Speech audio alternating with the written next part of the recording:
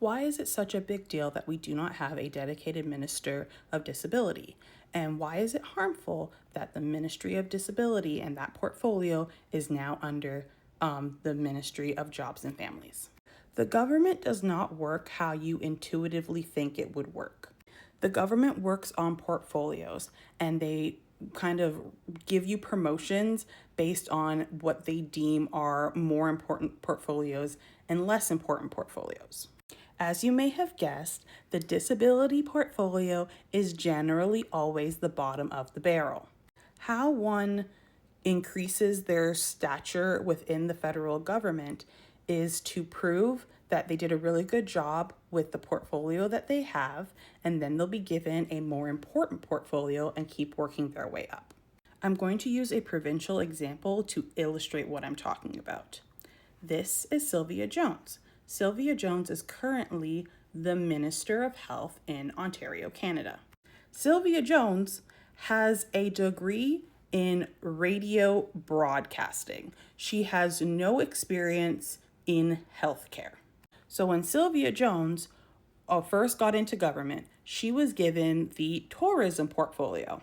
She allegedly did a good job on this portfolio and then was bumped up.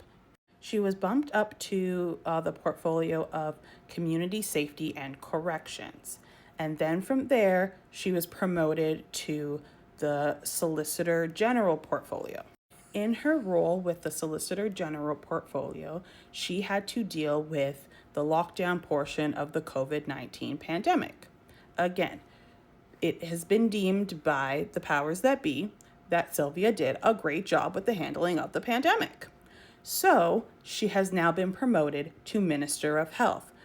But Sylvia literally does not have any expertise in healthcare. She's never been a healthcare worker, anything like that. That is how government portfolios work. So the first issue is the disability portfolio being underneath any other portfolio. It doesn't matter what that portfolio is, because whatever portfolio disability is put under, the other portfolio will always be more important. If your goal is to get promoted and get a more prestigious portfolio, you are going to focus your time and efforts on the already more prestigious portfolio that you were already given, and not the lesser portfolio, which would have been the disability portfolio. Now, specifically, why is it an issue for disability to be under the Ministry of Jobs and Families? Well, the reason why it's such a big issue is because those two portfolios often conflict with each other. There is a conflict of interest. I can think of two really good examples that demonstrate this conflict of interest. Mark Carney, and specifically the Minister of Jobs and Families, is really adamant right now about making life and the cost of living more affordable for middle-class families. But every time they make life more affordable for middle-class families, they hurt disabled people or make life harder for disabled people. First, when they dropped the carbon tax, and with it got rid of the carbon tax rebate. They claim this is supposed to make life more affordable, lower costs, etc., except costs have not gone down. They really have just gone up, but what you did do was get rid of the carbon tax rebate, which was very helpful to people on disability. They would get an extra little bit of money every couple of months to help them survive because they're in legislative poverty. Another thing that they did was lower the base tax rate for middle class families, which again on the surface seems like a good thing, but what it also did was actually reduce the disability tax credit's effectiveness for disabled people, and it reduced how much that tax credit would offset their taxes that disabled people need to pay.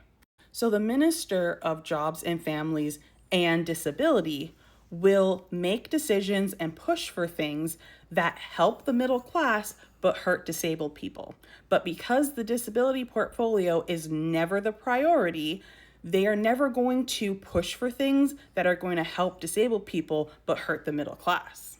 So unless you have a dedicated Minister of Disabilities whose sole job is to deal with disabilities, and the only thing that they can do to prove themselves in order to get a promotion is improve the lives of people with disabilities, there is literally no incentive for them to actually improve the lives of disabilities and do their job as the technical minister of disability when the disability portfolio is under a different ministry.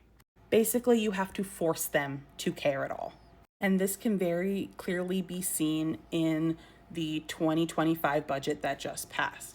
So from 2015 to 2025, we had a dedicated minister of disabilities, and things like the Accessible Canada Act was passed, things like the Canada Disability Benefit was passed, and all of these things that were planned, and in the budgets from when those things were passed until now, they got funding.